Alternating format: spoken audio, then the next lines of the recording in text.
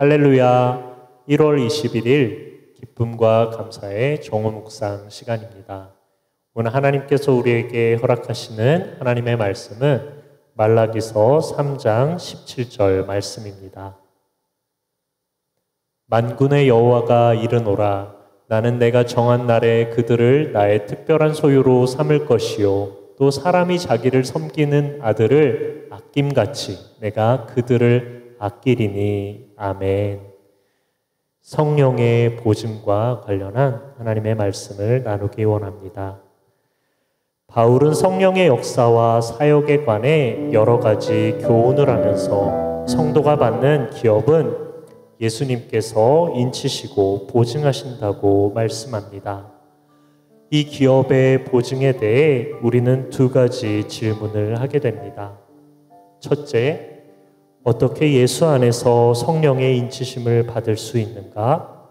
둘째, 어떻게 성령께서 우리의 기업이 보증이 되시는가입니다. 고대 사회에서 소유물에 대한 주인의 인을 치는 방법으로 소유권을 표현했다고 합니다. 하나님께서도 우리를 성령으로 인치시고 소유로 삼으셨다고 로마서 8장 16절에서 17절은 말씀하고 있습니다. 성령의 인치심은 하나님의 자녀가 되었음과 그의 보호하심이 있음을 확증하고 증명하는 것입니다. 성령의 인치심을 받은 성도들은 그리스도의 구속의 날까지 하나님의 소유된 백성으로 보증과 보호하심을 받고 성령은 또한 우리의 기업의 보증이 되시는 것입니다. 그리스 로마 시대에는 물건 구매 제도에 아라본이라는 보증금이 있었습니다. 오늘날도 보증금을 먼저 지불하고 물건이나 부동산 전체를 소유하는 방법이 있는 것과 같이 성령의 보증은 그리스도 안에 있는 영적인 삶, 곧 지금 기뻐하시는 삶인 것입니다. 성령의 보증이 있으므로 장래의 영화로운 삶을 현재 실제로 누리고 살아가는 것이지요.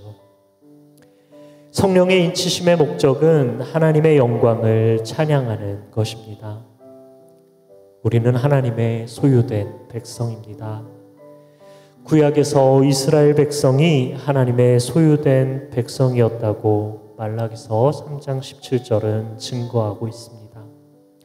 신약에서는 그리스도를 따르는 성도들을 하나님의 소유된 백성이라고 말씀합니다.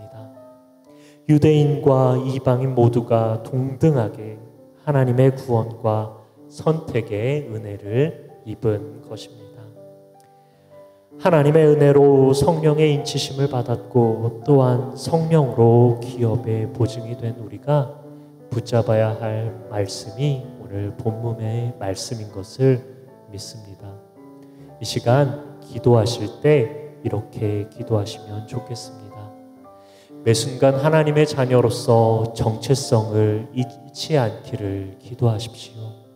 그리고 두 번째로 성령 충만하여 성령의 인도하심을 받는 우리 중부명성교회 성도님들이 다 될 수 있도록 이 시간 합심해서 기도하기 원합니다.